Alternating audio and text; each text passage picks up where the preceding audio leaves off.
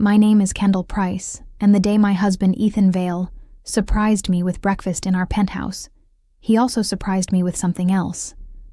A notary at the door holding a deed that said I didn't live there anymore. The elevator chimed polite as a maitre d'. Our doorman glanced up, then down, the way people look when they've been told to treat a queen like a guest. Ethan carried a tray, croissants, citrus, a rose clipped too short, smiling with that careful tenderness he used when he wanted a signature. "It's just paperwork," he said, like weather, like routine. The notary stood on the threshold, neutral as a court reporter, a leather folio open to neat tabs. She confirmed our address. She confirmed the parcel number. Then she read a title that did not include me. My name was the ghost in the margins, a rumor. The quitclaim had already been recorded. The folio contained acknowledgments that felt like fingerprints wearing gloves. Ethan kissed my temple, murmuring about tax simplifications and lender preferences, promising brunch downstairs once we wrapped. His voice softened as if speaking to a frightened animal. The doorman pretended not to hear. Behind the notary's shoulder, the river flashed silver and unbothered. I asked to see the prior deed. She showed me a copy with a neat rectangle where my name should have been. My chest turned to paper. My bones felt stapled. He framed everything as protection. Streamlined bills, cleaner financing, resale optionality if we ever upgraded. I smelled lemon oil and deceit. The notary's hands did not shake. Her face did not flicker. "I'm here only to witness," she said. Professional, precise. I asked a question my father taught me to ask. "Who benefits if I don T?" Ethan smiled and said "we," the smallest and most dangerous word in marriage. I told myself to breathe like I was walking a beam across an unfinished floor. I told myself to find the bolts, name the beams, refuse the polite collapse. If you're watching, I'm going to tell you how a rooftop became a courtroom, how a husband became a stranger with keys, how a notary arrived with receipts that didn't belong to me. I'll show you where the first paper cut landed, and how a signature can be forged so perfectly you doubt your own hand. At the end, you'll decide whether love is a contract or a costume. When the notary asked, "Are you Kendall Price?" I said yes. She said, "Then you'll want to see who signed your name." Chicago taught me that views are rented. Leverage is what you own. I grew up measuring both. My father, Graham Price, flipped buildings like a craftsman, not a magician. Plumb lines checked twice, contracts balanced against conscience, a calendar that never lied. He taught me neighborhoods by their bones, joists, trusses, the sound a staircase makes when it's honest. "Square the room," he'd say, palm on a stud. "Then square your story."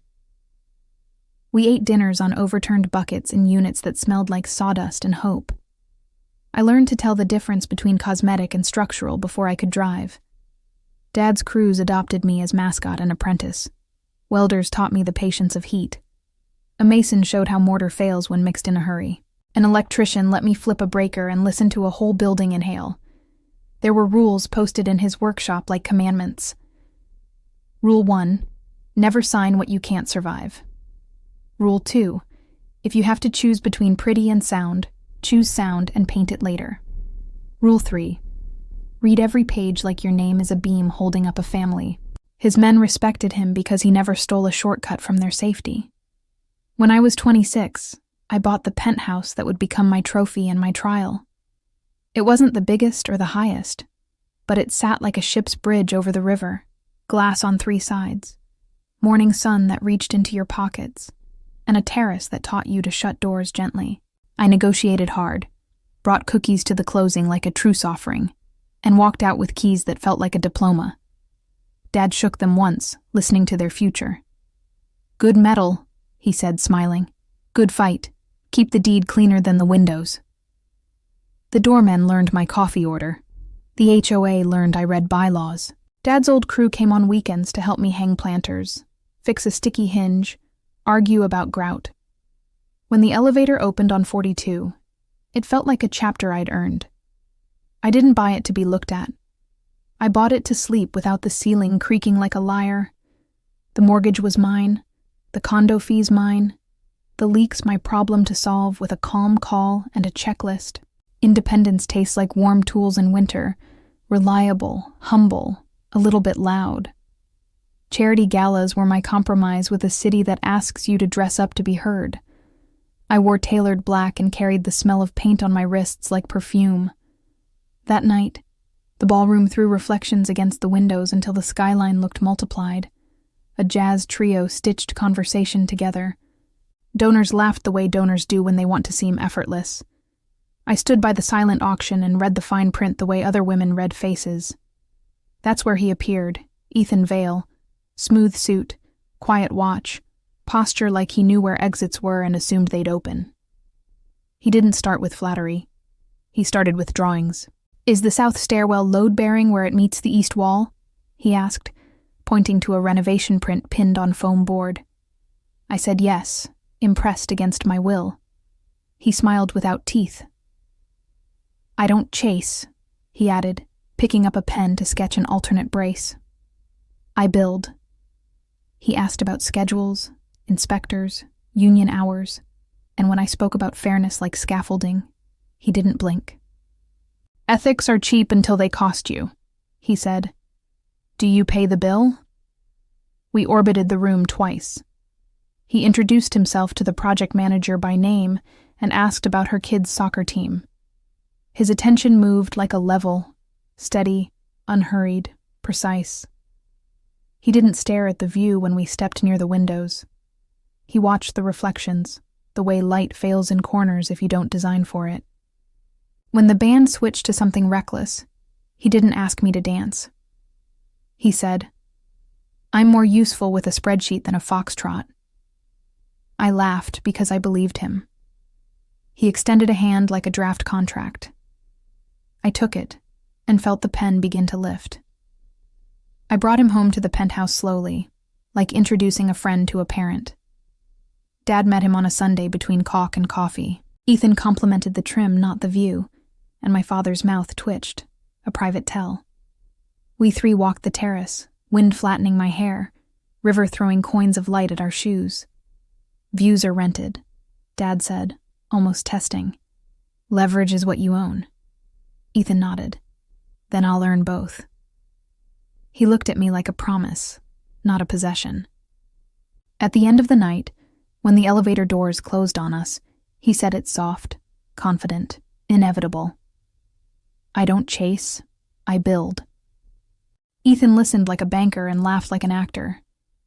Our first dates were blueprints disguised as dinners. He asked about timelines, contingencies, and what failure looked like in my voice. He didn't pretend patience when a restaurant stalled. He found the manager and solved it with charm that felt like a tool he'd sharpened. He admired independence as if it were architecture. "Your spine has good lines," he teased, running a fingertip along the zipper of my dress like tracing a beam. When I talked about Dad's rules, he nodded like a student who'd already done the homework. We walked the city in weather that tried to change our minds. He said the river taught him tempo. I said the wind taught me respect. He told tidy stories from lean years. Couch surfing, a side hustle building spreadsheets nobody else wanted to touch, a boss who thought kindness was a coupon. He didn't ask to carry my purse. He asked to split the check and then remembered the tip like he was paying a utilities bill. Generosity for him was accuracy. When I invited him upstairs for the first time, he stood at the terrace rail and didn't perform awe. "North wind steals heat," he said. "We'll plant something tall to block it." Subtle tests arrived masked as care. He offered to consolidate my subscriptions, build a better folder system, label my pantry because clear is kind. He suggested a password manager and proposed I add him in case. He didn't push, he placed. I said later, and later kept walking closer.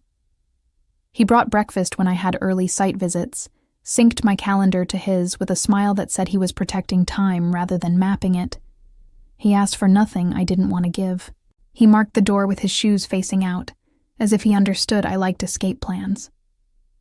Maya Clarkson, my best friend since we were broke and bold, watched this with a skeptic's affection. She loved my happiness and distrusted smooth edges. "Love the man, but Kendall," she said over dumplings. "He collects access like art. Passwords, concierge names, porters' birthdays, your coffee preferences. Great partners gather receipts. Controlling partners hoard them." I rolled my eyes because romance likes denial. "He's organized," I said, which is what people say when efficiency puts a hand on their throat lightly enough to feel like a necklace. Ethan met the crew and won them. He laughed with welders, learned the elevator's mood, brought donuts labeled with names. He fixed a stuck window handle with a patient twist, and earned 3 uncles in one afternoon. My father watched like a surveyor, pleased by the measurements. "He stands plumb," Dad murmured. "If the wind shifts, we'll see." The wind, for a while, flirted but never blew. We traded keys without ceremony. He floated the idea of streamlining bills, and I found myself nodding to a family office contact who could centralize payments. "Camille Rhodes," he said, tapping a card. "A good mind. She'll make the noise quiet." Camille had the kind of voice that made fees sound friendly.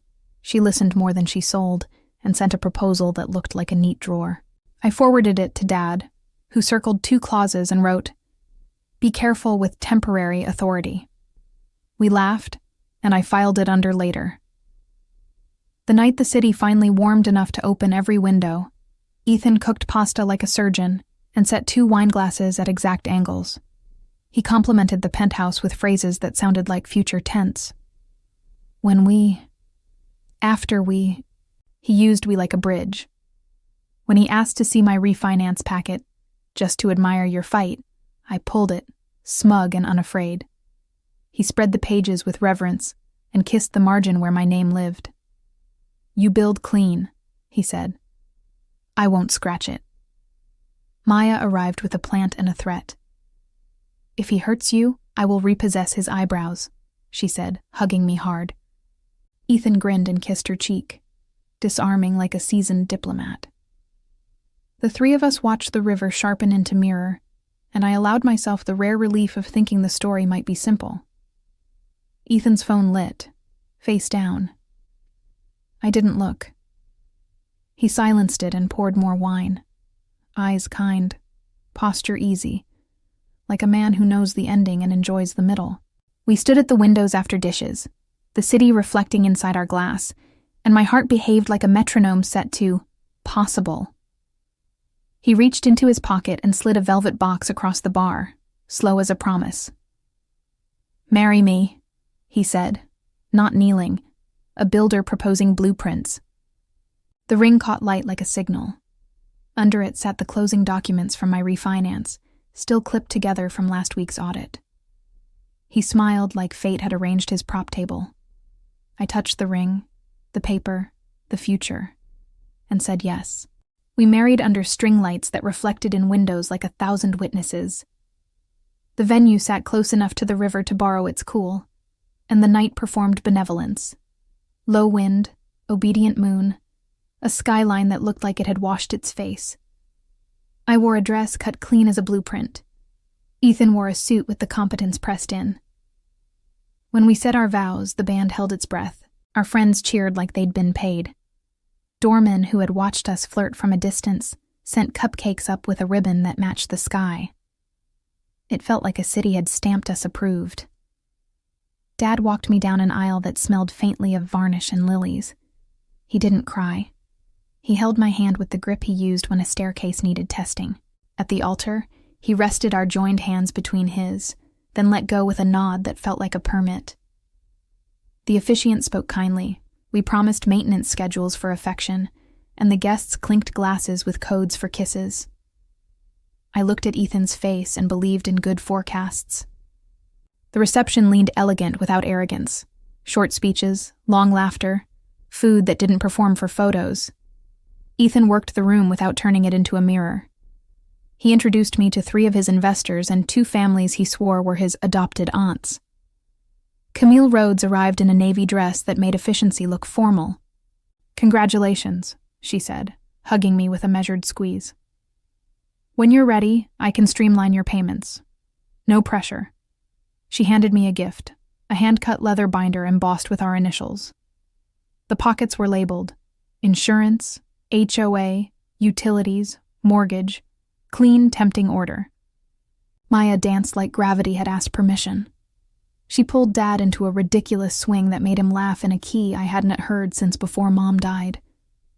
At the edge of the floor, Ethan leaned close and said, "Let me take the bills. Pay attention to building your life, not maintaining its pipes." It sounded like love, like an offer to stand between me and noise. We agreed that Camille would set up dashboards. I'd retain final approvals. Nothing would move without my eyes on it. It felt like a prenup for paperwork. Speaking of the prenup, it existed, and it was fair. Dad and my attorney had insisted. We signed it on a Tuesday with coffee, not champagne. It protected my premarital assets, required mutual disclosure, and set a calm protocol if love failed. Ethan read every page, asked 2 smart questions, and signed with a flourish that didn't hide resentment. "We're planning for the weather, not the divorce," he joked. I believed him, because the joke landed gentle. The night softened as guests drifted toward the terrace to watch boats cut the river like sentences. The skyline threw coins of light at our glasses.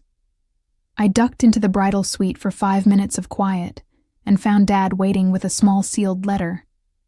The envelope was thick enough to argue. He tapped the paper like a nailhead. "Open this when the view looks wrong," he said, voice light, eyes not. I started to protest. He kissed my hair the way he did when checks cleared. "Every structure wobbles in wind. This is just a brace, kid." I tucked it into my bag like a superstition. We left the party through the service corridor, because we like the bones of things. Ethan carried my shoes. I carried my ridiculous bouquet. In the elevator, we grinned like accomplices. "We'll keep it simple," he said, forehead against mine. "You build, I buffer." He threaded our fingers and pressed the emergency stop for one stolen kiss, the kind that makes the world's noise look like distant traffic. The city hummed approval. We started married life like a renovation with permits in order and neighbors who didn't hate us yet. On our first morning as husband and wife, the penthouse smelled like coffee and concrete after rain. Ethan stacked the leather binder on the counter and slid a pen across it like a ceremonial sword. We opened a shared account with guardrails. We imported bills into Camille's system. We set alerts I could audit at a glance. He suggested autopay to avoid late fees. I said yes if I could see every authorization.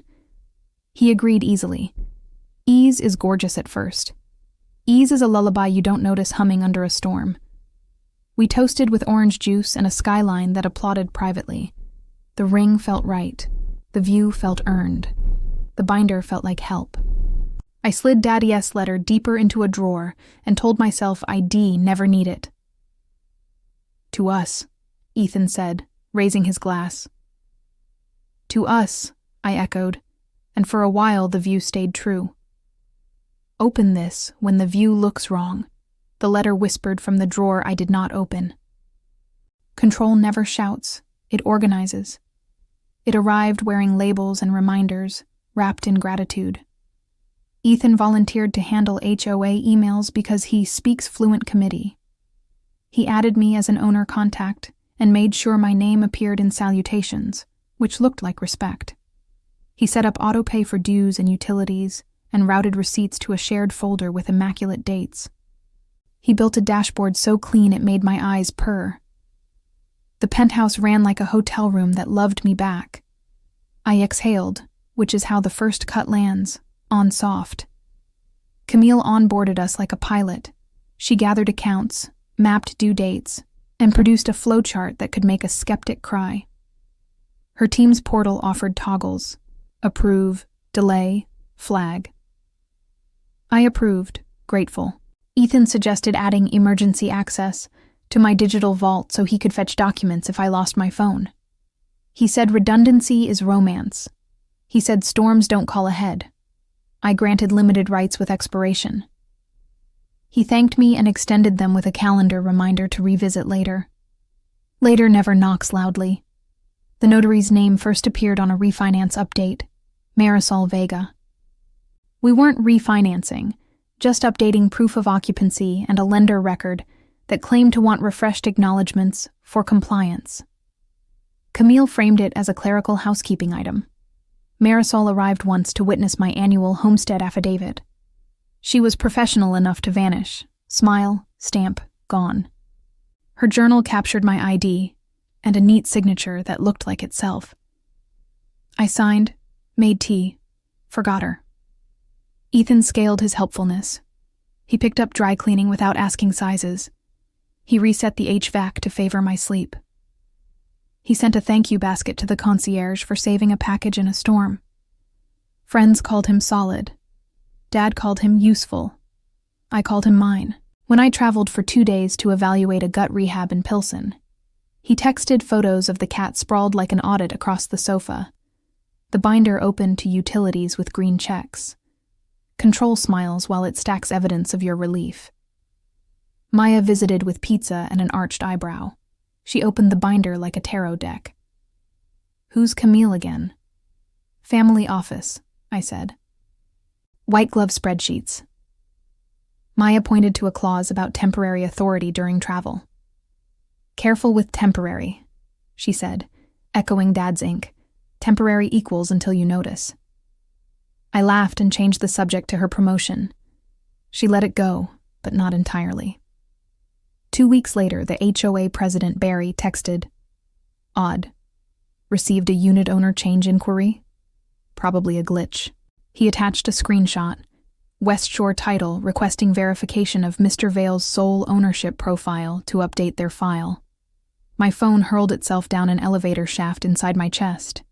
I reread it 3 times, then called him. "Ignore," I said, keeping my voice friendly. "Nothing's changing." He apologized and said titles confuse civilians. I hung up and found Ethan rinsing strawberries like a husband in an ad. "What's West Shore?" I asked, casual as a wire.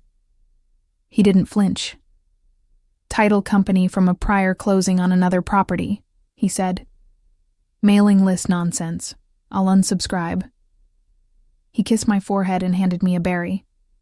My mouth said thank you while my stomach counted rivets. I forwarded the screenshot to Camille. She responded in under a minute. "Not ours. We'll check." Then a second text. "Might be lender back office hygiene. I'll circle." The word hygiene made the inquiry sound like a toothbrush, not a pry bar. I logged into the portal and pulled every authorization from the last 30 days. Nothing screamed. One item, buried. Owner profile refresh, acknowledgement packet queued. Status, pending. Sponsor, Camille. Notary, Marisol Vega. I clicked details. The screen offered 2 pages of innocuous checkboxes and a note about streamlining. My name appeared everywhere it should.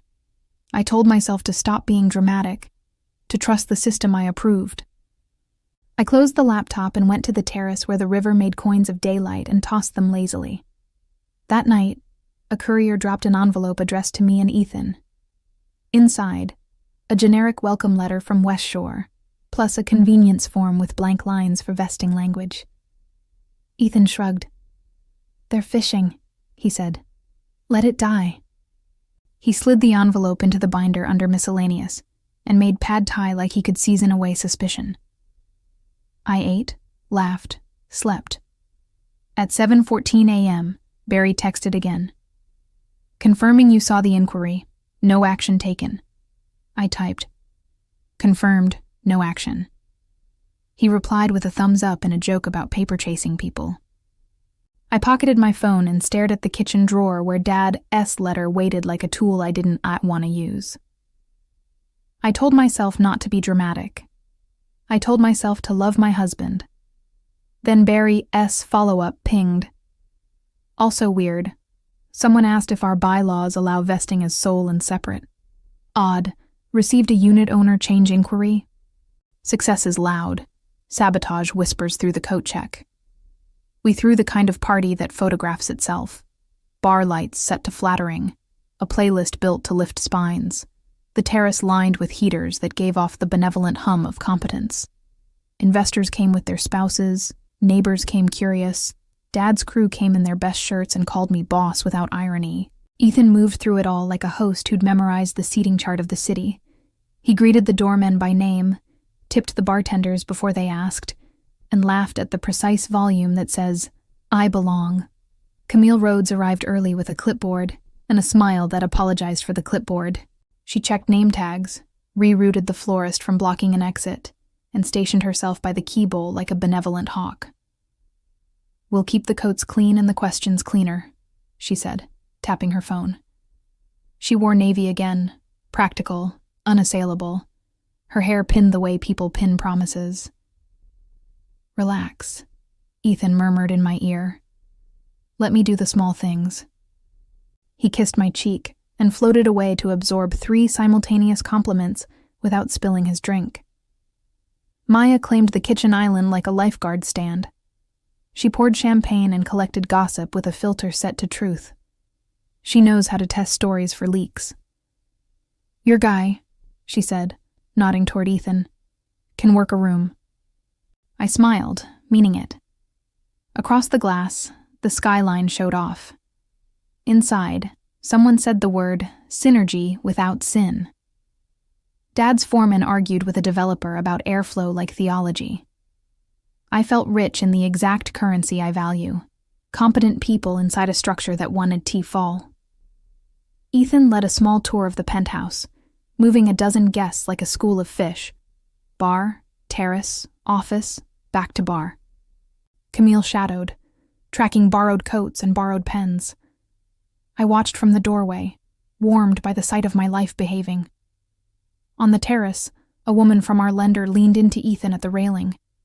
She was all winter gloss and sharp vowels. "Sienna Park," Maya whispered, arriving with 2 more flutes. "She's the one who calls you ma'am while changing your rate." Sienna laughed at something Ethan said and touched his sleeve like punctuation. I told myself it was business. Parties are where deals flirt. Still, the moment stuck like a popcorn hull. Camille handed a courier envelope to the building concierge with an instruction that sounded like it belonged to tomorrow. She logged the exchange on her phone and returned to her post with a pleasant, empty expression. Maya's eyebrow did a gymnast's routine and landed perfectly. The speeches were short. I thanked Dad for building my instincts with screws and sandpaper. Ethan thanked me for making a home out of air and light. People cheered. A neighbor asked about the herb boxes and left with cuttings. The cat chose a banker's lap and tolerated 5 selfies. Sienna congratulated me, her smile wide enough for magazine work. "You two are dream clients," she said. "So organized." Ethan accepted the compliment with the humility of a man who expects applause to arrive eventually. When the elevator finally exhaled the last goodbye, the penthouse fell into the sweet wreckage I love. Glasses rimmed with lipstick, napkins folded like forgotten birds, a trail of heels under a chair. I kicked off my shoes and let my body remember it was mine. Maya stayed to help me reset the room. Ethan stepped into the office to print one last thing for tomorrow. Camille gathered her coat and murmured, "Keys, keys," to herself, while checking pockets that didn't need checking. The door closed. The party's echo receded. Maya discovered the blank notary acknowledgement in the desk while hunting for a pen. It was crisp and empty. A stage without actors. Venue, date, names, blank. In the corner, a box reserved for a notary stamp had been outlined and left white. "Why do you have this?" she asked, voice low, curious, not accusatory. My skin cooled. "I don't," I said, truth and alarm braided. Ethan reappeared, easy smile loaded. I held up the paper. "What is this?" He glanced, shrugged perfectly. Camille must have left extra forms. Vendors always over-deliver. He kissed my hair, turned off a lamp, and said goodnight like nothing at all had shifted. I slid the acknowledgement into the leather binder under miscellaneous and felt my pulse count. When I shut the drawer, the room seemed to tilt a degree toward some future I didn't like. The river carried on, glittery, unbothered. Maya squeezed my hand, mouth a flat line. Somewhere inside the binder, something rearranged itself without a sound. Kendall finds a blank notary acknowledgement in the desk. Marisol's stamp box empty. Grief compresses judgment like a fist. It started with a slur in Dad's voice during our Wednesday call, a wobble he tried to flatten with a joke. By morning, we were in an ER that smelled like lemon and waiting, then in corridors with clocks that didn't move. Stroke, they said carefully, and my body switched into the mode that saved me before. Lists, schedules, signatures, the choreography of emergency. I slept in plastic chairs and uploaded documents with hospital Wi-Fi that kept asking me whether I was still there. I was. I always am. Ethan did logistics like a hero in a quiet movie. He ferried chargers, called cousins, reset the house so it would feel like a landing pad when Dad came home. Camille texted, "Whatever you need," which turned into, "Small packet waiting, utilities cleanup, signature saves fees." She sent a courier to the hospital with a polite envelope and an apology for intruding. Inside were forms labeled auto pay alignment, address confirmation, and, nested among them, owner information confirmation for the Penthouse. It looked like a utility profile. It smelled like one too. Grief rearranged my nose. I signed the hospital's stack first: HIPAA, consent, DNR discussions I refused to consider. Pens ran out mid-sob. Nurses handed tissues like votes of confidence. Ethan rubbed circles between my shoulders and intercepted decisions that looked like petty thefts of time. "I'll do the yuck," he whispered, which is what love sounds like in fluorescent light. That night, at home for an hour, I found Camille's packet on the counter with sticky notes. Kendall here, Ethan here, just initials there. "It's utilities," Ethan said, pouring tea. "Trash, gas, that maddening parking portal." I initialed the initials and signed the signatures and slept in clothes. By the weekend, Dad's right hand failed him and his jokes lost angles. I read him building reports so he could correct me. He corrected me less. Maya brought coffee and rage on a leash. "Anything I can break?" she asked softly, filing my hair into order like a nurse who knows vanity is morale. I told her we were fine. She didn't believe me and loved me anyway. The penthouse turned into a staging area for survival, bags always half-packed, devices charging, binder open to health. The city kept its lights on like an IV drip. Bills still arrived. Life still wanted signatures. Camille's app pinged with cheerful urgency. "Approve this? Greenlight that?" Ethan filtered the noise and summarized, tenderly controlling the flow so I wouldn't drown.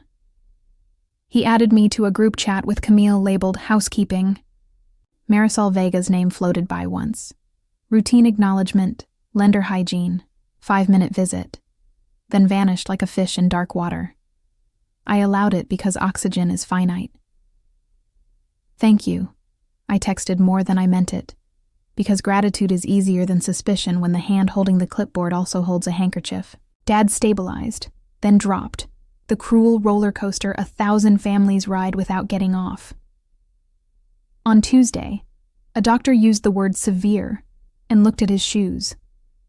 I signed another set of forms with a hand that didn't feel mine.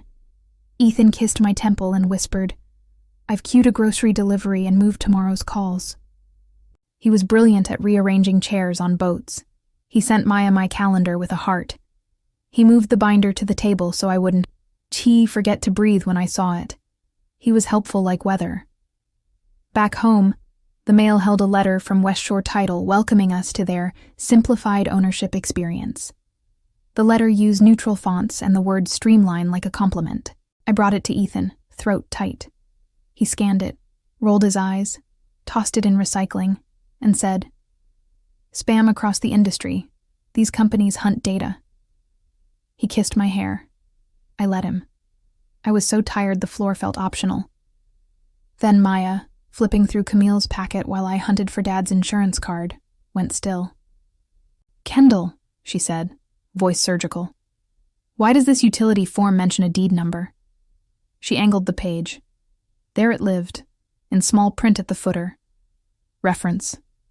Deed Danen. Vesting profile update. Crossref West Shore. My cheeks drained. Probably a template artifact, Ethan said, appearing with chamomile like a magician producing smoke. Vendor's copy language. He plucked the page, smiled, kissed me, filed it under miscellaneous before I could read twice. I didn't push. I stacked Dad's test results, color-coded visiting hours, and promised myself to revisit the form after sleep and soup, and one day without alarms. That day didn't come. The hospital called. We ran. I left the penthouse with lights on and a window cracked, like I was telling the home I'd be right back and meant it. We spent the night deciding medicines. By dawn, the skyline looked like a cardiogram in glass. At breakfast, Ethan slid the binder toward me with gentle insistence. "Sign here," he said, tapping a sticky flag, voice the temperature of mercy. I signed. Then I ran to the car. My name was written perfectly, which is how I knew it wasn't mine. The curve of the K, the disciplined tilt. Someone had rehearsed me. It started with a lender portal alert about completed acknowledgments I didn't remember scheduling. I clicked through from the hospital cafeteria, coffee shaking in my hand, and opened a PDF that looked like competence. Clean fields, correct parcel number, my driver's license digits, a neat notarial block signed by Marisol Vega. The date stamped me in 2 places at once. ICU badge logs showed I never left the floor. The document insisted I sat at my own kitchen island and nodded. I printed the page on a nurse's station printer with the apologetic bravery grief breeds. I traced my name with a thumbnail and felt the wrongness under my skin like a sliver. The downstroke on the D was too proud. The tail on the L too ambitious. Whoever did it copied the shape, not the pressure. "PDF artifact," Ethan said when I showed him, smoothing my hair with practiced comfort. "Scanners invent lines. Don't do this to yourself today." He kissed my forehead, smelling like soap and control. "Please," he added, "let me protect the little hours." I didn't argue in the hallway, but quiet has rooms inside it where you can yell. When Ethan left to grab us real food, I pulled hospital logs, then texted the doorman to check camera stamps. "Ms. Price," he wrote, formal under the eye of duty. "You did not pass last night. Mr. Vale at 7:42 p.m., 10:11 p.m. My stomach curled. I called Marisol. Voicemail. I left a message as sterile as a lab. "This is Kendall Price. Please confirm the location of the acknowledgement you notarized yesterday and the IDs presented. Thank you." Maya arrived with a bag that smelled like cinnamon and war. I slid the printout across the cafeteria table.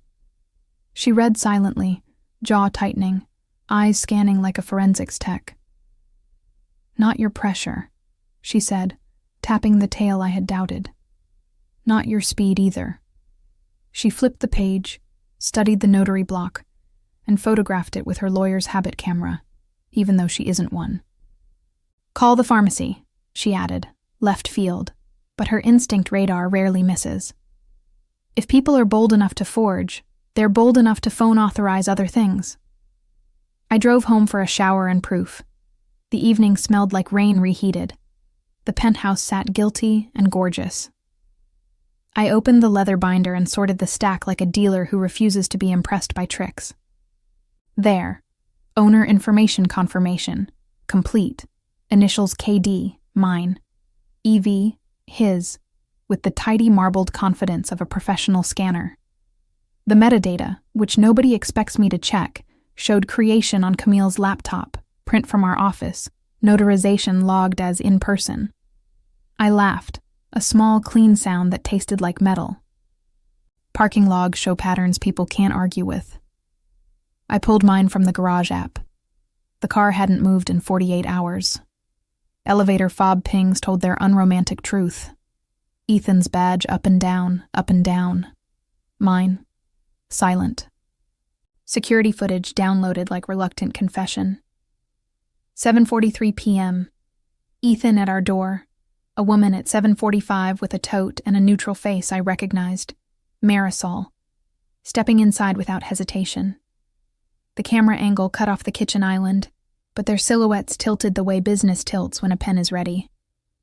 I breathed and sat and watched the river pretend it never saw anything. I copied the files to a drive labeled "Not Today." When Ethan came in, he carried soup and relief. "You didn't answer," he said, worried tone dialed to believable. I told him we needed to talk about the lender packet. He softened his shoulders and apologized for pushing too much across my plate. "I scheduled the notary because I knew you'd be trapped at the hospital," he said. "I know how you hate loose ends. You told me to use my judgment." He made our love sound like a power of attorney. "Marisol's log says in person," I replied. "I was not here." He blinked with the patience of a man rehearsing kindness. "In person means I was," he said. "You authorized me. You've authorized me for months." He smiled like a hostage negotiator, persuading me back into a safer room. "Kendall, the words are flexible." My father's rule cracked like ice in my head. Words are only flexible when you need them to lie. I texted Marisol again, this time with a timestamp and a screenshot. No reply. The doorman pinged. Mr. Vale asked about courier pickups after hours. We declined. I thanked him and stared at my reflection in the oven door, a woman with a ring and a dossier. Ethan came up behind me, wrapped his arms around my shoulders, and rested his chin on my hair, as if we were a picture of domestic victory. "Please," he whispered, "let me carry this part. Your dad needs you." "I need me," I said, and the room shifted by degrees. Kendall pulls parking logs. Her car never left the hospital. Ethan's fob pinged the penthouse. "If a thief wants your home, they steal your paper trail first. I started where any builder starts, with the records." The county portal coughed up our title history in grayscale, a family tree of deeds and promises. Nestled where my name should have been sturdy was a thin branch, a quitclaim from Kendall Price to Lakehurst Holdings LLC, recorded 3 weeks ago at 9:17 a.m. The signature, mine, looked like Sunday best. The notary, Marisol Vega. 2 days later, Lakehurst deeded the unit to Ethan Vale, a married man, sole and separate. I pressed my finger to the screen and left no print. Lakehurst Holdings sounded like a boat. The entity search returned a filing in a friendly state with a registered agent whose whole job is to sit between questions and answers. Beneficial owner, not publicly disclosed. Mailing address, a suite number that belongs to a mailbox store where couriers go to hide. The remitter on the recording, West Shore Title, whose letter I had called spam. I dialed the number on their letterhead anyway. A pleasant woman said she couldn't discuss client matters without authorization. I was the client. "Not on this file," she said. Cheerful, professional, brick-walled. I forwarded the recording numbers to Camille and asked how West Shore entered our vocabulary. She replied with admirable speed. Back office preferences on lender side. Clerical touch only. Her certainty felt hand-washed. I pressed. "Who ordered them?" She paused 4 whole minutes. Then, Ethan requested title update while we normalized all household docs. Standard process. I tasted tin. I called Sienna Park at the lender, left a message, and received a reply from a generic inbox. "Dear Ms. Vale, incorrect salutation. Your records are current. Please contact your family office for routine matters." The reply smelled like Camille. Maya, warrior with Wi-Fi, built a mind map across my kitchen island with post-its. Ethan, Camille, West Shore, Lakehurst. She drew arrows that made my stomach tilt. "This is a shell," she said, tapping Lakehurst. "This is a pipeline," tapping West Shore. "This is your husband." She placed the pen on Ethan's name like a scalpel. "And this," she said, tapping Camille, "is the person who makes mess look like filing." I wanted evidence that sang, not hummed. Humming is easier to doubt. Singing makes neighbors call the cops. I visited the mailbox store, pretended I needed a box, and asked casually about Lakehurst. The clerk's eyelids shuddered. "We don't discuss our clients," he said, reciting. His name tag read Peter in block letters. "Of course," I smiled, and purchased tape. Outside, I photographed the directory and sent it to Sloan, a PI friend of a friend who owes Maya a favor. Sloan replied with a thumbs up and the words, "Give me 48 hours." I didn't have 48 hours of polite. Back home, I opened the county images again and studied the trajectory of my supposed intent. The quitclaim stripped my protections with surgical precision while flattering me with clean fonts. The acknowledgement recited words like, "personally appeared," and my father's letter rustled in its drawer like prophecy. I still hadn't opened it. I was saving it for when the view looked wrong. The view didn't just look wrong. It had been relabeled. At dusk, the phone rang. "Ms. Price?" a hesitant voice asked. "This is Marisol Vega." The air went thin. "We need to talk," she said. "Off the record." Her voice carried someone else's weather. "Tomorrow morning," I said, calmer than I felt. "Here, early." She hesitated. "Somewhere public." I thought of cameras. I thought of not being seen by the wrong eyes. "Lobby," I said. "Cameras, chairs, coffee." I hung up and found Ethan folding towels with the efficiency of a person tidying a conscience. "You okay?" he asked, face soft, eyes careful. "Marisol called," I said, watching his mouth. It didn't twitch. "Good," he said too quickly, then gentled it. "Maybe we can clear the nonsense. Sit with her. I'll join if you want." I told him I preferred to start alone. He nodded, practiced. I texted Camille. "Meeting with Marisol tomorrow. Anything I should know?" She replied, "She's reputable. Probably annoyed with lender. Let me know if I should smooth." I turned off my phone and stood at the window. The river carried secrets as if hired. Sloan pinged. "West Shore is a frequent flyer with Lakehurst's agent. More in a bit." I whispered my father's rule aloud just to hear it resist the room. The lobby at 8 a.m. smelled like coffee and winter coats.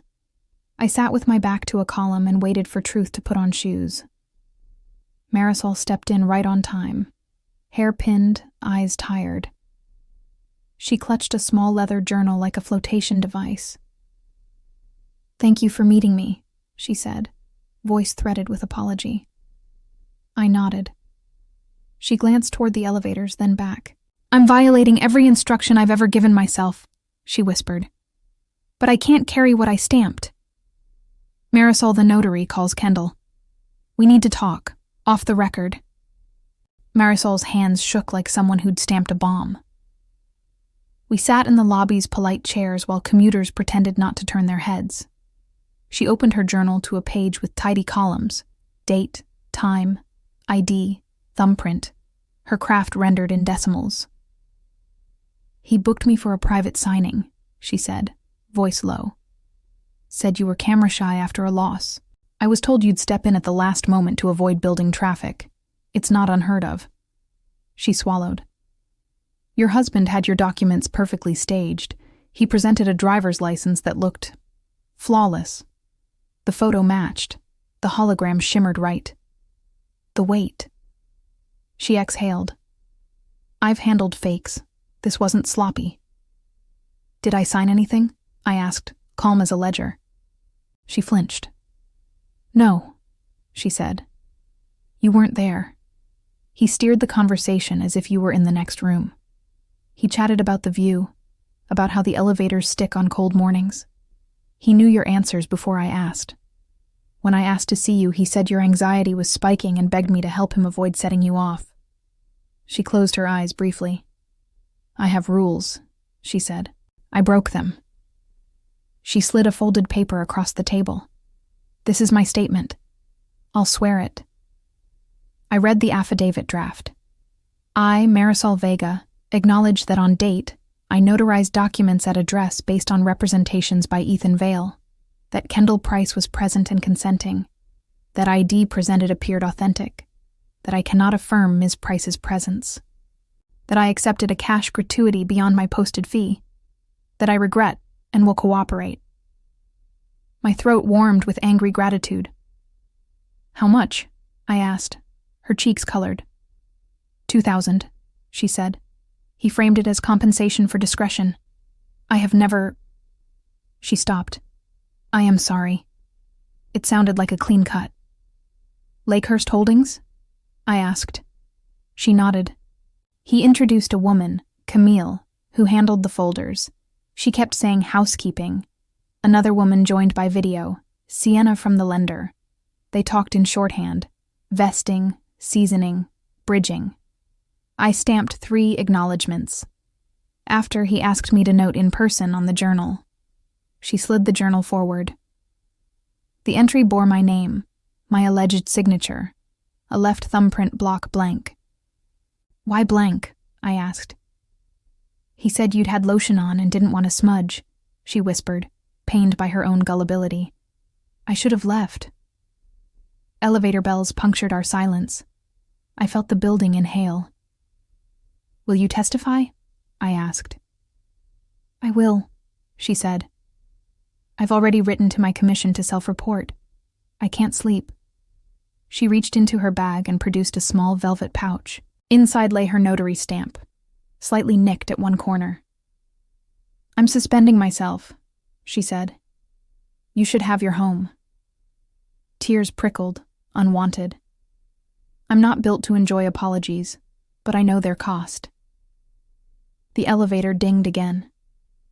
Ethan stepped out with the confident calm of a man who knows timings because he set them. He wore kindness like a tailored coat. Glad you two finally met, he said, sliding into our circle with a smile calibrated for witnesses. Marisol, thank you for your help the other evening. Kendall's been overwhelmed. He looked at me with curated worry. How's your dad this morning? Recovering, I said, making the word hold a knife. Marisol straightened, reclaiming professional posture. Ethan turned to her. We'll be needing you later today to finalize a small correction. He lied smoothly. Would you mind waiting for my call? Marisol's eyes flashed human.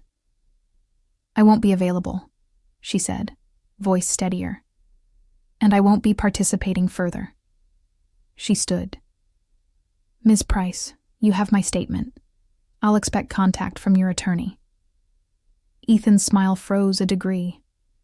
Attorney? He repeated, light, joking. Baby, we don't need to escalate. This is paperwork. He tipped his head at Marisol. Sometimes process looks scarier than it is. Marisol collected her bag with the dignity of a person paying interest on a mistake. Sometimes it is, she replied, and left. We watched her disappear into the revolving door.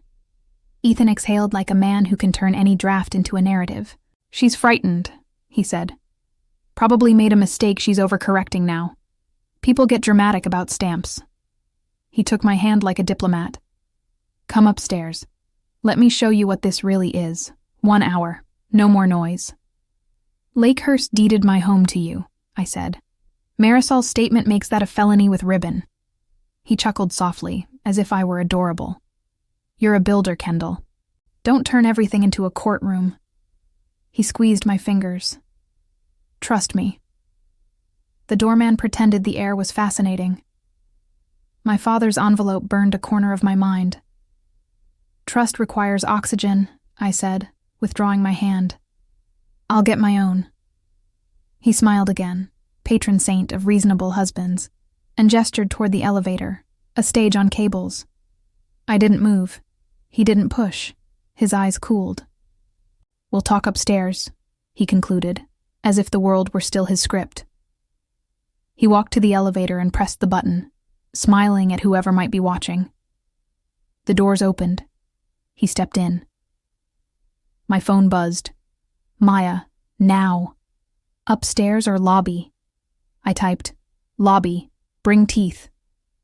He kissed my hair and announced a temporary move-out for renovations. That's how he framed the eviction.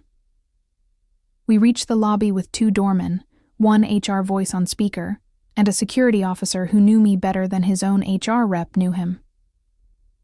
It's a short-term adjustment, Ethan said warmly, to protect Kendall's peace while we correct paperwork. He nodded at my suitcase, which I hadn't packed. I've asked staff to help, just essentials. We'll handle the rest when it's quiet. His care sounded like a lullaby played through a bullhorn. The doorman's eyes slid to the ground. The security officer shifted from foot to foot, trapped between policy and witness. My access card had died. I learned that when the elevator cleared my face and refused to blink. There's been a reset, Ethan explained, sympathetic. Safer to pause until we update the vesting. It's just a button. He squeezed my shoulder, gentle, practiced. Go to Maya's for a night. I'll bring your things. We'll laugh about this. Laughing requires consent, I said, which is not funny and still true. HR's voice on speaker recommended compassion. Language for staff will emphasize privacy, she chirped. We honor Kendall's leadership and her need for space.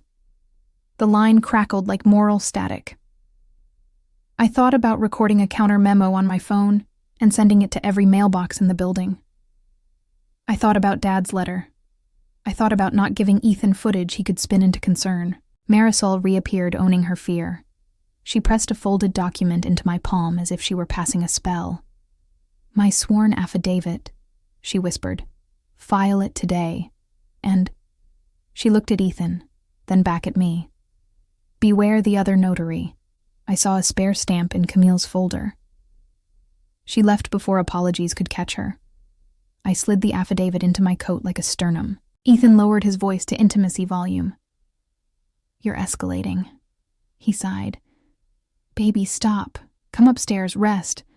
I'll call West Shore and clean the jargon. Please trust me to buffer you from the ugliness. I pictured him buffering me right out of my home. No, I said, and meant it. I'm calling an attorney. He performed hurt so well I almost gave him an ovation. Attorneys turn misunderstandings into wars, he murmured. We are not enemies. I looked at the dead card in my hand. Then stop acting like one. Security flanked politely. Ms. Price, one said, using the title people deploy when they want to honor you while moving you. We're asked to escort you to the curb today. Happy to coordinate a time for a supervised return. He looked sick. Ethan clasped his shoulder like a generous boss. Thank you for your professionalism. He turned to me, lowered his chin. Please don't make this harder. I walked out because I chose to, not because he choreographed me. At the curb, Winter stared me down. The revolving door tried to be merciful and failed. I had my phone, my wallet, my spine. Maya pulled to the loading zone like cavalry. Get in, she ordered, engine idling like a growl. We drove 2 blocks in silence, turned under the tracks, and parked behind a bakery. She killed the engine and handed me Dad's letter from her tote. I took it from your drawer last week, she said, unapologetic. Insurance against your beautiful denial. I broke the seal with fingers that wanted to be steady. Graham Price, S voice rose from thick paper in engineer SS script. If this day arrives, assume it was rehearsed. Do not argue in lobbies. Use the key in the envelope. Call Aria Keene, real estate litigation. Show her the enclosed golden beneficiary clause. He detached a 1-page instruction, a golden share-style clause he had lodged with our trust provider giving me emergency authority over any property titled to me or transferred by fraud. He anticipated weather. He left me an umbrella. Maya watched me breathe and then weaponize it. We go loud or we go precise, she asked. Precise, I said. Loud after. I texted the number on Dad's page. Aria answered on the second ring, voice like a level. Tell me everything, she said. I read Marisol's affidavit out loud, then the recording numbers, then my dead card. She interrupted only to ask for dates and spellings. Bring copies now, she said. I'll file a TRO by end of day. Back at the curb, Ethan texted, Babe, come home. I'll fix this. HR texted a drafted email, temporary relocation for renovations. I replied, no consent, counsel engaged. The doorman, brave, sent a single word. Sorry. I typed back. Not your fault.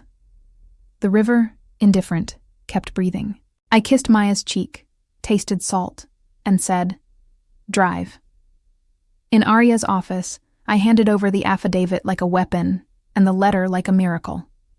She read fast, marked faster, and looked up with eyes that register structure failing. We're going to court, she said. Right now.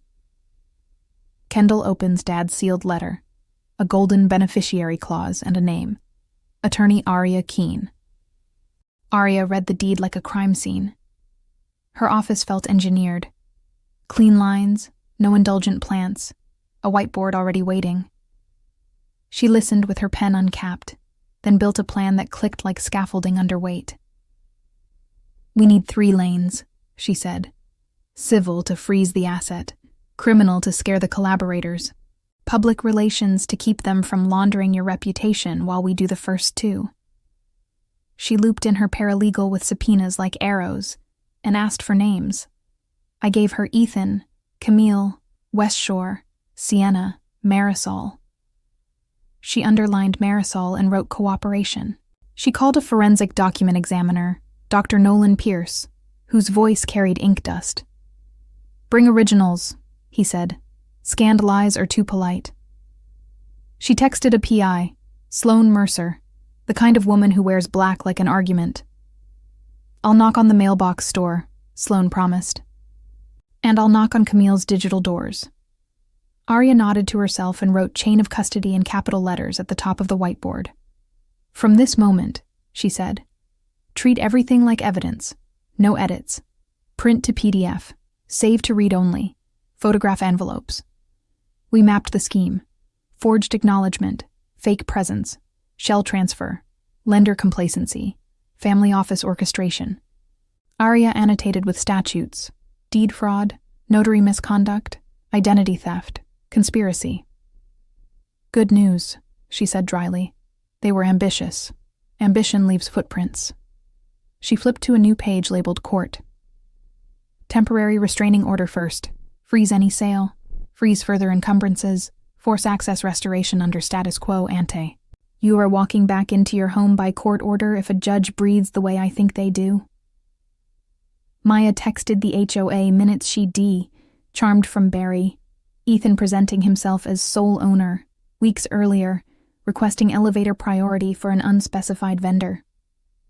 Arya smiled without warmth. That's your timeline of intent, she said. Print and highlight. Nolan arrived within the hour. A compact man with half-moon glasses and the hands of someone who trusts microscopes. He examined the signatures through magnification like an astronomer. Your baseline has consistent microtremors on crossbars, he murmured. The questioned signature overshoots on terminal strokes. Speed is wrong. Pressure is theatrical. He requested exemplars, old checks, lease copies, the closing packet. I produced a file folder from muscle memory. Dad trained me to hoard paper like winter wood. Sloane S. first report pinged. Camille spotted on lobby cam handing Marisol a folder on the night of the private signing. Timestamp aligns with Ethan's fob ping. Attached. A still image of Camille's neat profile, the folder's metal corners glinting like small verdicts. Arya enlarged it on the screen. Good, she said. Now I want Camille's storage habits. Sloane texted back a smiley knife and the words, on it. Arya called West Shore.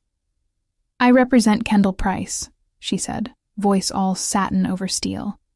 Preserve every scrap on file non-nur, and recited numbers like a hymn. Do not destroy, overwrite, or update. We will be in court today with an order.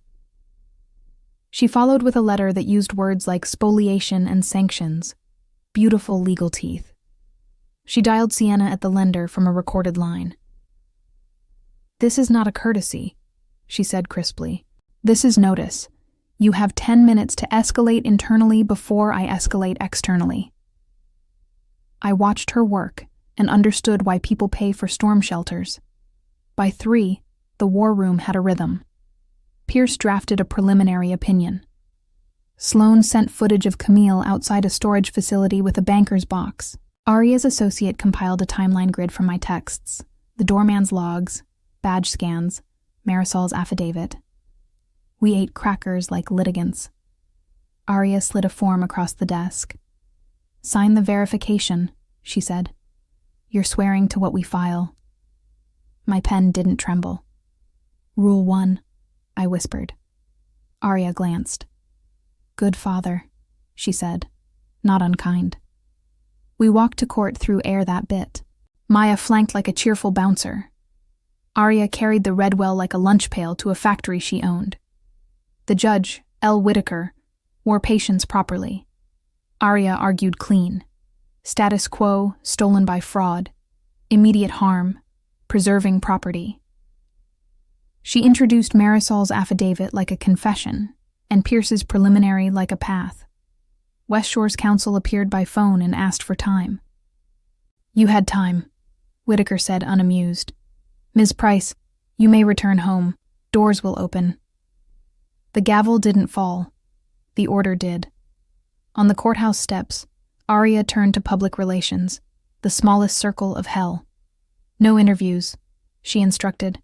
"One line for your socials. I'm safe." The court restored my access. "Thank you for support. More soon." That's all. Maya hugged me until I remembered how.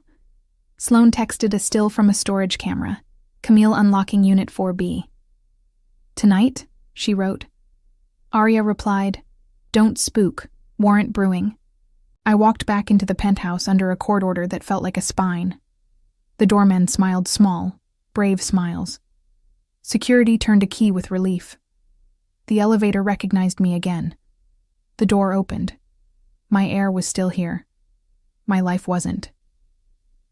We stood in the foyer quietly taking inventory of absence. The binder waited, smug. I set the order on the counter like a flag. "Map the scheme," Aria had said. We had. Next we'd rip it open. Sloan finds camera footage of Camille handing Marisol a folder outside our building. Alibis break when you shine timestamps through them. Aria built a lattice of time so tight even memory couldn't slip out. She started with the hospital. Badge logs pinning me to ICU doors during the hour the acknowledgement claimed I smiled at my kitchen island. We added Uber receipts, Maya S rides between my building and the hospital, then layered in lobby cams stamping Ethan ES arrivals like a metronome. The grid formed a picture uglier than any single pixel could threaten. "That's presence," Aria said, nodding. "And that," she added, tapping Ethan's pings, "is intent." Dr. Nolan Pierce set up in my dining area with lamps that made paper confess. He examined my known signatures, closing packet, checks, lease renewals, with a stereo microscope, then slid the questioned signatures under lens and let silence do its oldest job. "Your real hand decelerates at the same syllables every time," he murmured. The forger's hand compensates with speed. Line quality falters at curves, improves on straightaways. Classic simulation. Also, pressure variations along the descenders don't match your neural rhythm. He photographed, annotated, and drafted a report translating tremors into truth. Sloan retrieved lobby footage from a neighboring building showing Camille handing a manila folder to Marisol on the sidewalk, time-stamped 15 minutes before the elevator caught them upstairs. Aria froze the frame where Camille's mouth formed the word housekeeping. "She thinks she's tidy," Aria said softly. "Let's show her mess." We sent the still to Detective Darren Holt, whom Aria had looped in after filing. Holt's texts were economical. "Need chain on folder. Working judge for storage warrant." He added a thumbs-up emoji that somehow felt official. Meanwhile, the HOA archive whispered. Barry sent minutes where Ethan had, weeks earlier, referenced my unit in the singular and requested after-hours access for title refreshments. Aria circled the phrase with relish. "Nobody says refreshments unless they're laundering in action," she said. She highlighted the board's approval conditioned on owner consent. I raised my hand. Owner did not consent. We added the minute to the grid, another nail. Camille emailed a bland query. Status check? Lender happy? Arya answered from my account, lawyerly. All communications now through counsel. Preserve everything. Camille responded with an emoji of prayer hands, then, of course. Ethan texted privately, You're scaring people. Please, let me fix this offline. I typed nothing for a full minute, then, fix it in court. He replied with 3 dots that never resolved. Pierce completed his preliminary. High probability of simulation, evidence inconsistent with genuine motor patterns, lack of natural variation, presence of tremor suppression artifacts, pen lifts at non-linguistic junctures. Arya smiled properly for the first time. Judges love this. Juries love it more. She filed it under Exhibit D. She filed Marisol's affidavit as C. Exhibit B was the timeline. Exhibit A the order. We were in alphabet. Sloan texted from the storage facility. Warrant signed. Unit 4B opening. 10 minutes later, jackpot. She FaceTimed Arya from a concrete corridor, camera trained on a banker's box. Inside, prepaid phones, template deeds, a second notary stamp, and a laminated checklist titled Quiet Title Workflow. Camille's handwriting labeled steps. Engage West Shore contact, prep Lakehurst docks, schedule Marisol, vest to EV, file bridge, refinance, sweep. Sloan pointed to a sealed envelope addressed to Sienna. Chain looks clean, she said. Bagging now. Arya told her to label everything like it might someday need to testify alone. We returned to court with arms full of exhibits and the calm of people who have seen the engine. Whitaker granted a broader freeze and authorized forensic imaging of Camille's devices under neutral supervision. West Shore's counsel stopped asking for time and started asking for terms. Preserve and produce, Arya repeated. No spins. Outside, news crews waited politely, sensing drama. I held to my line. I'm safe. The court restored my access. Thank you for support. More soon. Maya squeezed my hand until my bones remembered bone. Back at the penthouse, the cat reclaimed my lap like a deed recorder with fur. The binder sat where I'd left it, pretending to be a calendar. I opened it and slid in copies of the order like armor.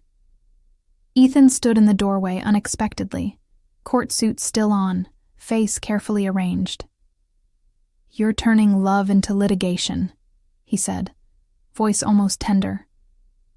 You're turning marriage into fraud, I answered. He shrugged, a movement I once thought charming.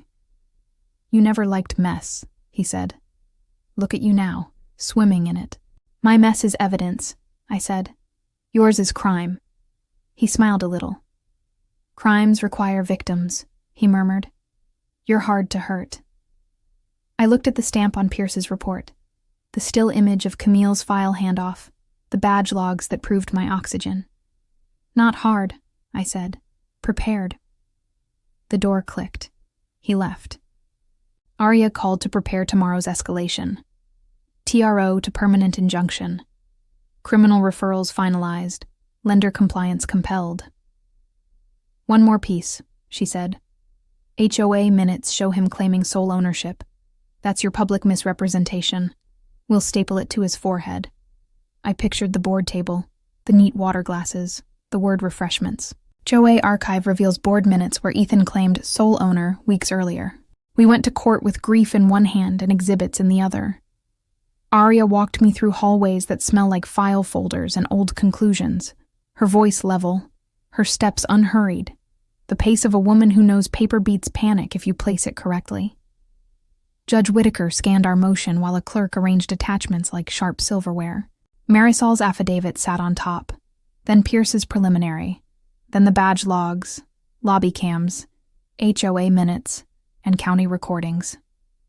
Immediate and irreparable harm, Arya said, calm as a plumb line.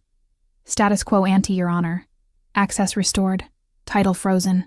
No transfers, no encumbrances, no housekeeping until we sort the fraud. Opposing counsel dialed in for West Shore and found no oxygen. Administrative confusion, he tried. Whitaker's eyebrow rose a quarter inch. Confusion does not produce quitclaims, the judge said. He signed the TRO with the economy of a person turning off a faucet. Return her access today. Preserve everything. I want custodians identified by 5 o'clock. The gavel didn't need to fall. The order fell for it. Arya handed me a certified copy like a talisman. This goes on your counter, she said. Front and center. Sloane texted from across town. Camille at Storage Plus on Canal. Same unit as earlier. Got the warrant. The timestamp was a blessing. Arya pivoted, called Holt, then told me, we're collecting a lockbox. I pictured secrets arranged in manila. The careful handwriting of a person who cleans up other people. S leaks while carrying their own gasoline. Maya drove. I breathed. Arya coordinated. Storage Plus smelled like cardboard and cold dust. Holt's team appeared crisp and unsurprised. The manager unlocked Unit 4B with the resignation of a man learning that tidy women sometimes rent messy squares. Inside sat the box, a banker's rectangle with a laminated label, Rhodes, Home Opes. Sloane photographed the lid, Holt photographed Sloane photographing the lid. Arya narrated chain of custody like bedtime liturgy. Gloves on, evidence tape hissed, lit up. The lockbox held an index like a table of contents for betrayal. Bridge loan prep. Vesting scripts. HOA talking points. Notary packets. Quiet title workflow. West Shore contacts. Lakehurst articles. Refi pitch. Sienna. Below, a zipped pouch clinked. Prepaid phones, 2 SIM sleeves, a portable stamp kit nestled in foam, and a silver USB labeled clean. Holt bagged the stamp kit while Pierce, summoned to storage like a surgeon, examined impressions on a leather blotter folded beneath. Residuals, he murmured. Somebody practiced here. He dusted gently. Raised fibers told me my own name had been rehearsed until muscle memory bent. Arya opened vesting scripts and read lines Camille had written as if auditioning for the role of professional comfort. Language for Kendall. Temporary. Convenience. Compliance hygiene. No change to rights. We can reverse any time. The phrases sat in my throat like stones. I had heard them. I had believed them long enough to bleed. The bridge loan prep and folder contained a term sheet pledging the Penthouse as collateral, with a closing appointment set for Friday, signatures prepared for a notary whose name wasn't Marisol. Arya tapped the date. We were right on time, she said. Holt photographed a checklist with boxes already ticked. Quit claim executed.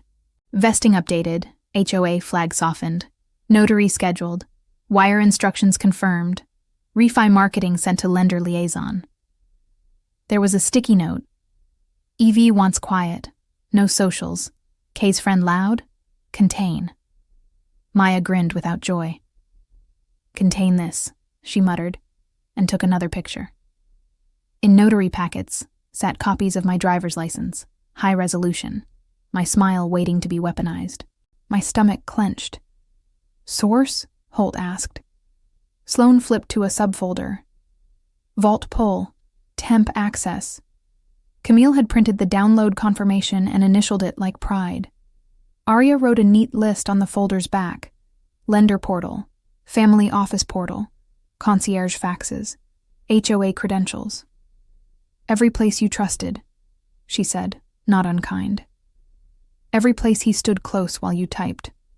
Holt sealed everything, labeled with date, time, location, case number, and the cardinal rule. No one touches until the lab says so. Arya texted Whitaker's clerk. Supplemental exhibits. Friday loan closing imminent. The clerk replied with judicial brevity. Noted?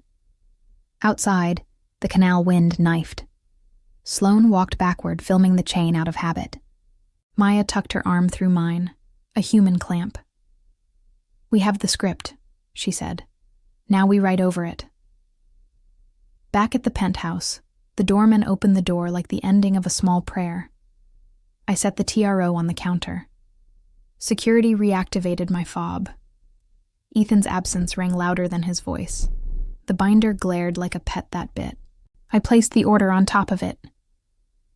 "This house answers to paper," Arya said, "so we'll give it better paper." The phone buzzed. Unknown number. A woman's efficient tone. "Ms. Price?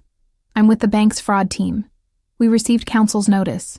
The bridge loan has been halted pending review." My knees went warm. "Thank you," I said, and meant it down to the studs. That night, sleep arrived like a truce.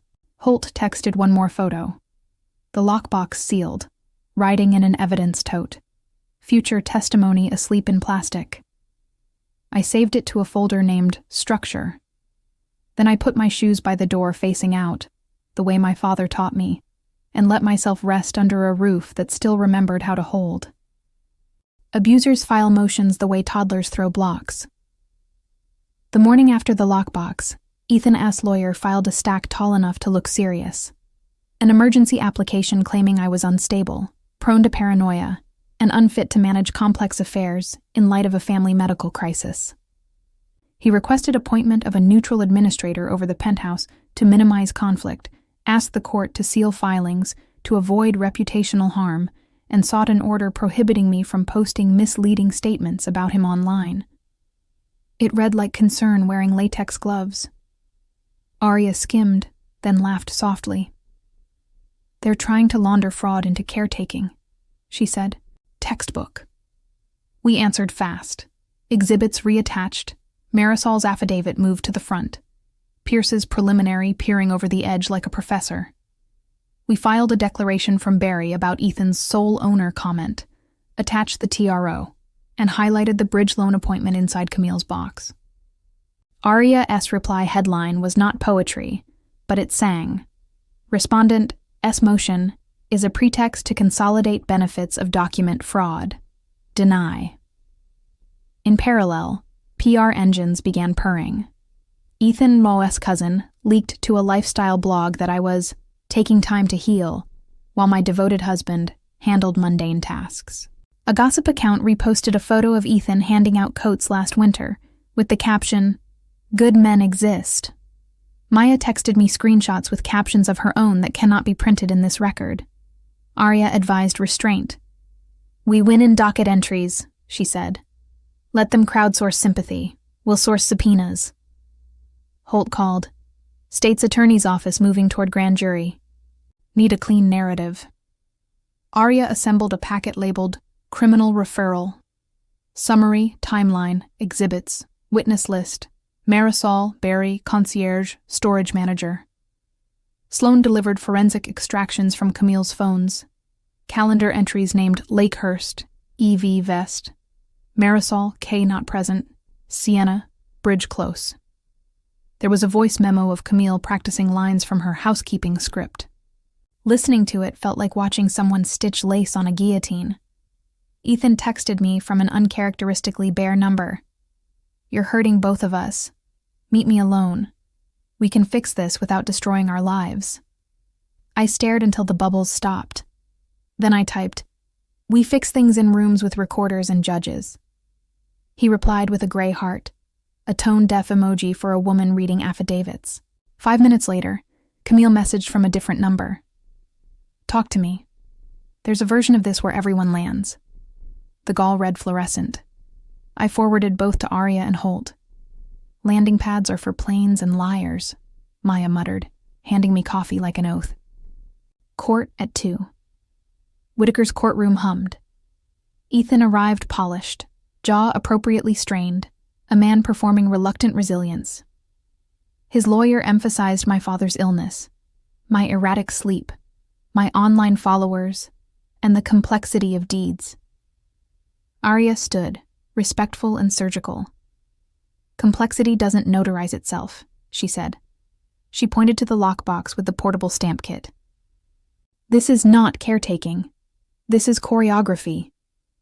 She walked through Pierce's findings, the HOA minutes, the lobby footage, the mailbox address, the lender liaison's emails. "He is not minimizing conflict," she finished. "He's minimizing accountability."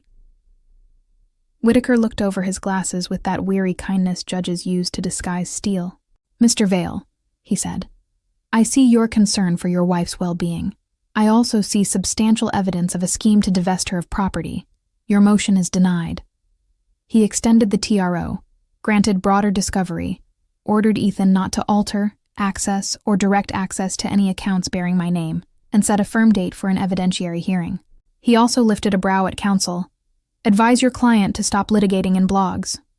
Outside, microphones waited. We ignored them. Arya gave me a look that translated to inhale. Next, she said, and it felt like winning a staircase. Holt texted. Bank flagged attempted collateralization last week. Fraud unit ready to testify. Sienna's name on internal notes. Sloan, inventive, had tailed Sienna to a co-working space near the river. She meets Camille at 5, came the message. Bridge loan wasn't dead in their heads. Arya adjusted her schedule like a locksmith. We'll be there, she said. She drafted an updated notice to preserve any closing packets at that office. Maya packed a tote with snacks, chargers, and the kind of lipstick that reads as decision. I printed clean copies of the order, Pierce's preliminary, and Marisol's affidavit, slid them into a folder labeled Stop, and tucked Dad's letter behind them like a strip of rebar. Before we left, I stood at the window and watched the river pretend there are no hearings. The penthouse felt less like a stage, more like a patient with a pulse returning. You okay? Maya asked. No, I said, though the word tasted stronger. But I'm plumb. She kissed my cheek. Then let's go tighten something. We walked into evening with purpose disguised as calm. Sloan sent a pin. Conference room, glass walls, 3rd floor, bring the gavel. Arya smiled. We'll bring the order. The elevator doors closed, our reflections layered, a trio carrying paperwork like weapons that don't miss fire. If you want your life back, sometimes you have to watch the door yourself. We parked across from the co-working space where ambitions rent desks by the hour and secrets pretend to be startups. Sloan climbed into our car long enough to brief. 3rd floor, conference room with a view, the kind of frosted glass that flatters criminals. Camille arrived with a courier envelope at 5:12, she said. Sienna came at 5:19, lights on, blinds down. There's movement. No security at the desk after 6. Arya nodded, checked the order, checked her pen, checked my eyes. You good? She asked. I'm straight, I said. Level. We rotated, Maya and I staking the lobby while Arya and Sloan took the elevator for a recon look, then traded positions. The building's air smelled like carpeted ambition. The directory listed fake companies with honest fonts. At 6:43, a notary we didn't know swept in carrying a tote with a journal peeking out. She bypassed the empty desk, texted someone, and took the elevator up. Sloan pinged. New notary, not Marisol. Name tag flipped. Arya replied with a single word, hold. From the sidewalk, we could see silhouettes inside the conference room. Camille's crisp posture, Sienna's angled chin, a man I didn't recognize handling papers with reverent speed. The new notary stood like neutral architecture. I felt the itch to rush the door. Arya laid a hand on my forearm through the group text of her presence. Wait for the signature line.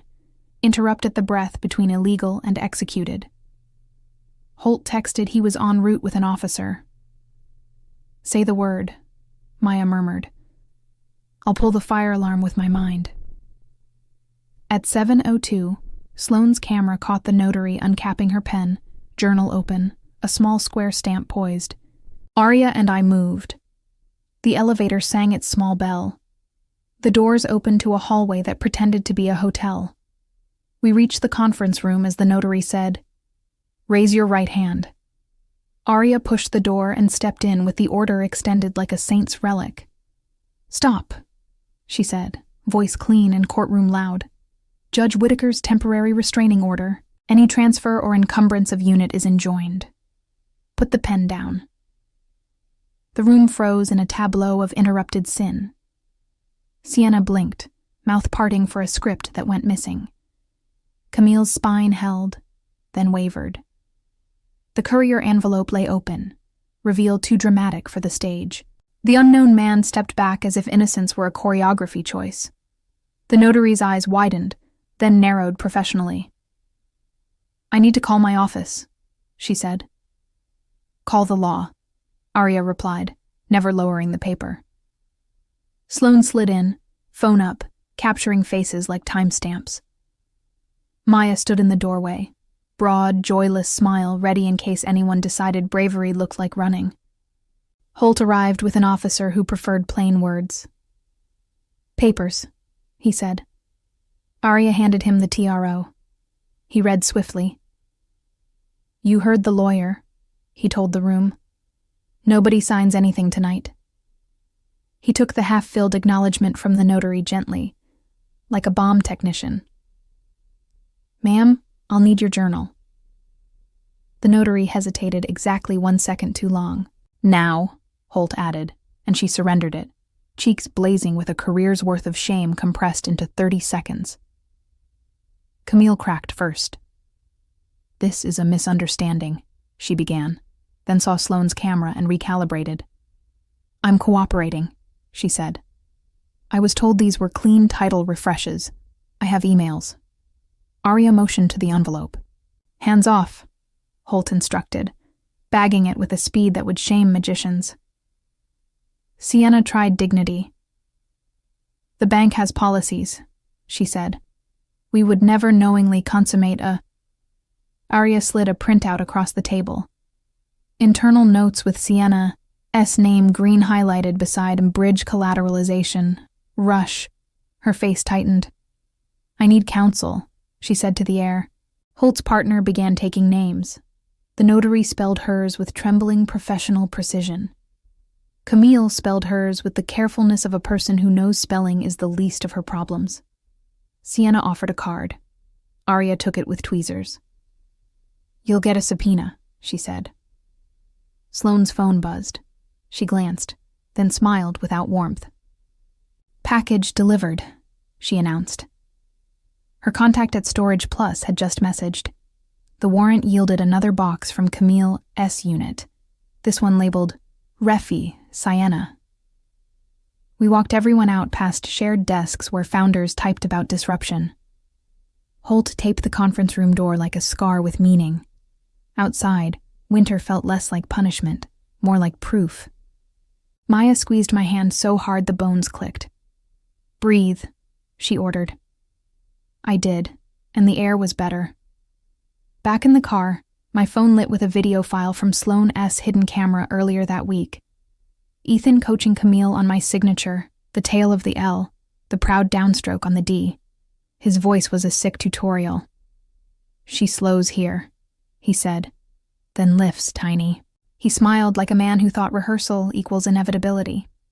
Sloane airdropped it to Holt. Holt forwarded it to Arya. Arya labeled it Exhibit H and told me, "We just crossed from inference into confession."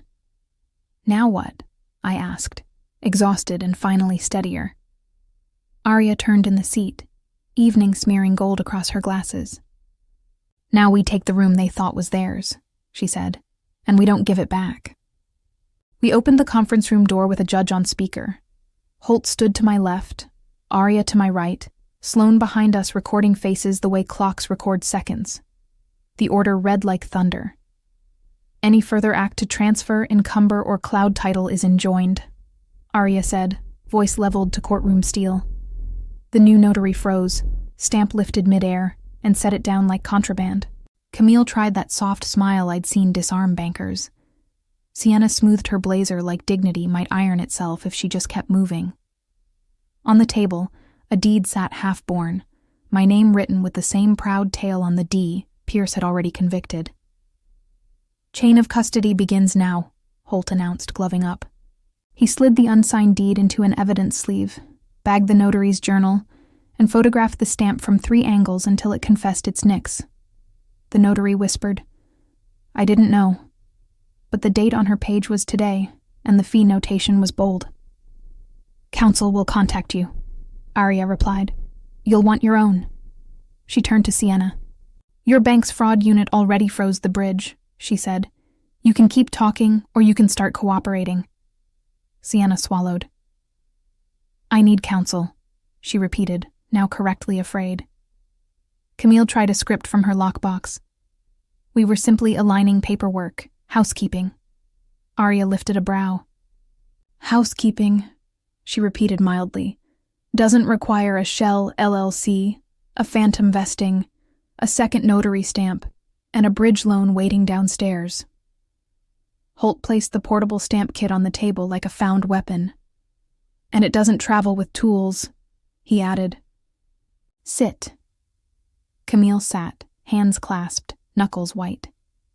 She glanced at the glass and saw our reflections, 4 women and 1 detective refusing her choreography. My phone buzzed. Sloane airdropped a video. Ethan coaching Camille at my kitchen island days earlier. Slow down here, lift there, proud stroke on the D. She always does that when she's happy. His voice was intimate and efficient, a masterclass in theft taught like love. Arya tapped play loud enough for the room to hear. Camille shut her eyes. Sienna stared at the carpet. The notary flushed. Holt's jaw flexed once. Exhibit H, Arya said, sliding the phone into an evidence bag. Thank you, Mr. Vale, for your tutorial. Holt asked basics, names, roles, who called whom, when. Camille admitted connecting Ethan to West Shore. I believed it was a convenience. Sienna admitted accelerating internal clearance. I assumed spousal consent. The notary admitted failing to verify again. I'll make a full statement, she whispered. And I believed her because shame had finally outbid loyalty. Holt read them the polite cautions. Arya gathered the unsigned deeds, acknowledgments, wire instructions, and Camille's checklist, and fed each page into sleeves like a ritual. When we stepped into the hall, the building's lights felt cleaner. Arya dialed Whitaker's clerk from the elevator and announced supplemental exhibits and cooperative witnesses. Holt notified the state's attorney. Sloane texted from Storage Plus, second box seized, ReFi, Sienna, including emails where Sienna wrote, Vest to EV first, will backfill wife later. Inside the elevator, Maya reached for my hand. You okay? She asked. I'm not cracked, I said, and heard my father hum approval between the cables. Back on the sidewalk, Chicago breathed its indifferent winter. Ethan appeared like a man arriving late to a performance whose ending he'd pre-written. He scanned the room, read Holt, clocked Arya, tried a smile he used to reserve for anniversaries. Kendall, he said gently, we keep doing this wrong. Come upstairs. We'll talk without theater. Arya stepped between us with the kind of quiet that makes men notice law. Mr. Vale, she said, you're out of script. The court will see you at the evidentiary hearing. Until then, do not contact my client.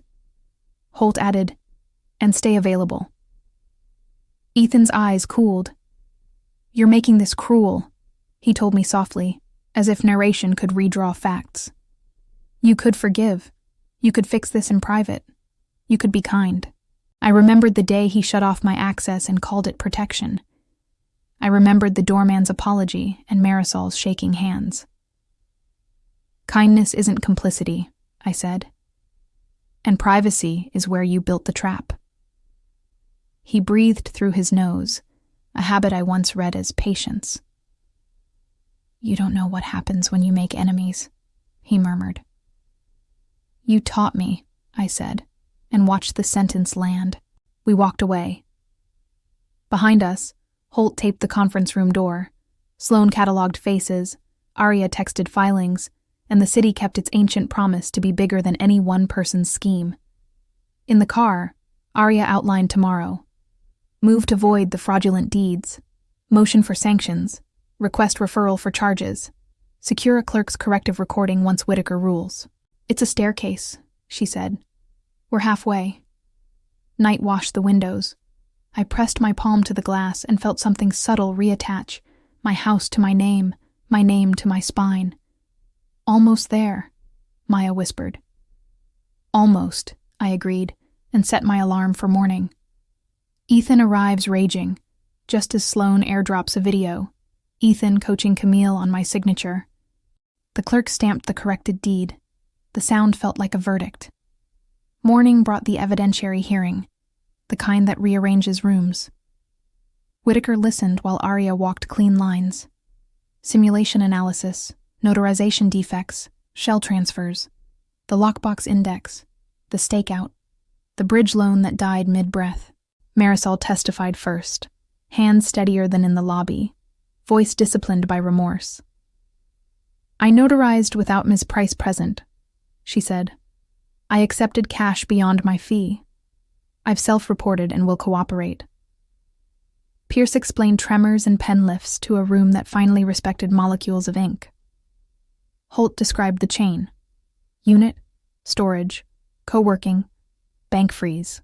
Ethan testified last, a performance tuned to noble fatigue. He said he feared for my mental health, that he intended to simplify our affairs, that he believed vesting to one's spouse was reversible housekeeping. Arya handed him his own words from the kitchen video. "Is this your voice instructing Ms. Rhodes on my client's signature?" she asked. He tried misdirection. Whitaker interrupted. "Answer yes or no." Ethan swallowed. "Yes." Then Arya entered the HOA minutes where he called himself sole owner, and his bridge loan application, and Sienna's internal note. A story with bolts. Whitaker ruled from the bench. The quitclaim is void for fraud in the execution. The subsequent deed to Mr. Vale is cancelled. Title reverts to Ms. Price as record owner, he said, each clause a plank across a ravine. Further, the court refers this matter to the state's attorney for potential prosecution of document fraud, conspiracy, and related offenses. Mr. Vale is enjoined from entering the property absent Ms. Price's written consent and accompanied by law enforcement to retrieve personal effects by appointment. He ordered sanctions, fees, costs, a public admonition for West Shore to retrain staff. We walked to the recorder's office like a small parade. The corrective deed papers were heavy in a way paper shouldn't be. The clerk took them with ceremonial boredom, stamped, scanned, returned a receipt that glowed like a sunrise. Arya smiled with her eyes, barely. "Breathe now," she said. I did, and the breath traveled the whole way down.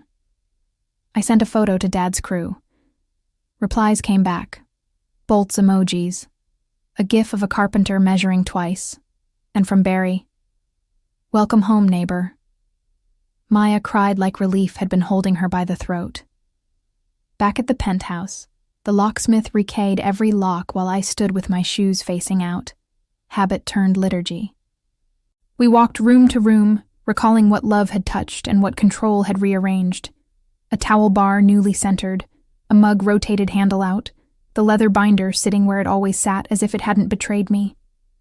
I put it in a box labeled evidence and taped it shut. The cat headbutted my shin like a witness willing to testify to normalcy. I opened windows. Winter came in and scrubbed the air. Camille resigned by email. 2 sentences, no apology. Her signature shortened to initials like she couldn't bear full names anymore. Sienna was placed on leave pending internal review. West Shore issued a statement that admitted process failures without saying the word fraud. Arya filed civil claims for conversion and conspiracy, seeking clawback of fees and punitive damages, then forwarded the criminal referral packet to the state ES attorney with a cover letter the length of a nail. Holt scheduled recorded pickups for Ethan's personal items, suits, a watch box, a framed photo from a day I'll keep only as a syllabus in my spine. He came with an officer and a duffel, eyes duller, voice low. "This is how you wanted it," he said, more observation than accusation. "No," I answered, steady. "I wanted honesty. This is what honesty does to lies." He nodded once like a man acknowledging weather. When he left, he didn't look back. The door shut softly. The house exhaled. I called Marisol. "Thank you," I said, "for the truth." She cried for 12 seconds, and then steadied. "I'm making it right," she said. "I will spend a long time doing that." I believed her. I called Dad's nurse and told her the view had corrected. She laughed. He'd say, "Good fight," she told me, and then ask for the invoice. At sunset, the river threw coins at the glass again. The skyline pretended nothing had happened because cities are decent that way. They let you be small or large depending on what you need to survive. I stood at the window and watched my reflection shrink to my size. A woman with a deed, a door, and a rule that held. The view didn't change. I did. I turned off the lights, locked the door with a key that answered only to me, and slept. Winning the home cost me the marriage I never really had. After the recordings, after the stamp, after the gavel, quiet arrived like a guest who intends to stay and expects you to show her where the towels live. I kept busy assigning new meaning to rooms. The office became a war room for other people's storms. The terrace, a classroom for my breath. I wrote new rules and taped them inside the pantry like Dad did. Dual notarizations for deeds. No signatures under grief. 2 sets of eyes on any housekeeping. Living trust with triggers.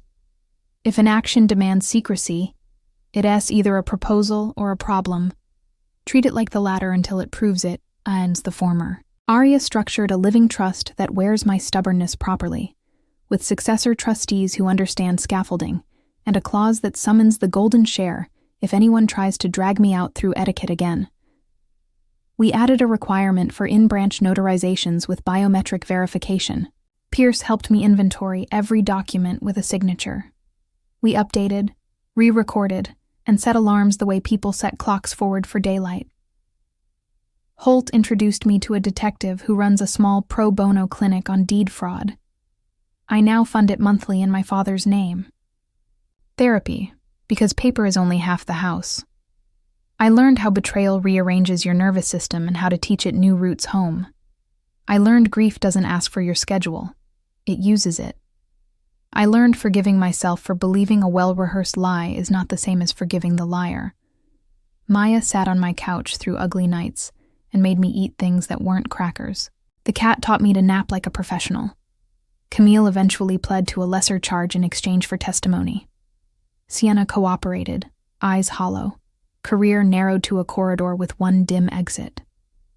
West Shore settled, paid fees, printed a brochure about integrity, and sent it to people who own nothing but views. Ethan's case waits its turn on the docket's conveyor belt. If a plea comes, it won't be hungry enough to eat the whole harm, but courts can't cook joy anyway. Justice is scaffolding. It holds while you build. I wrote a checklist for other women. Demand copies, demand time-stamped logs, demand names. Ask who benefits if you don't sign today. Touch the deed. Memorize your parcel number. Teach a friend where the locks are. I posted it where the algorithm might confuse it for gossip and push it to someone standing in a lobby with a dead access card. Replies filled with rage and relief, and stories that smelled like mine. I read them until my eyes hurt, and felt less alone in a city that loves you louder when you don't need it. On Sunday, I visited Dad's bench by the river, the one the crew installed without telling anybody, the plaque small and stubborn. Graham Price, measure twice, live true. I told him we squared the room. I told him his rule saved me late and still counts. I told him I built a fund in his honor to teach people the difference between signatures and consent. A breeze lifted the corner of my scarf like approval. I cried exactly as long as I needed to, and then no longer. A miracle of good timing. Back home, I opened the pantry and pressed my palm against the new list. I added one more line in ink that doesn't smudge. Love that can survive witnesses doesn't require secrecy to breathe. Then I taped Dad's letter beside it, seal broken, lessons intact. The penthouse held steady. The view stayed rented. My leverage remained mine. When the next envelope arrives, I'll open it at the counter with a witness and a camera and a laugh that didn't exist a year ago.